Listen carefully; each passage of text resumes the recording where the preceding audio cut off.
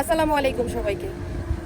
যদি ওই সোশ্যাল প্ল্যাটফর্মে আমার যাত্রা হলো আপনাদেরকে বিনোদনমূলক ভিডিও দিয়ে, তো আজকের ভিডিওটা একটু ব্যতিক্রম। সেটা হলো বিনোদনটা কোত্থেকে আসবে ভাই? যদি মনে শান্তি থাকে, মন ভালো থাকে, তাহলে না বিনোদন আসবে।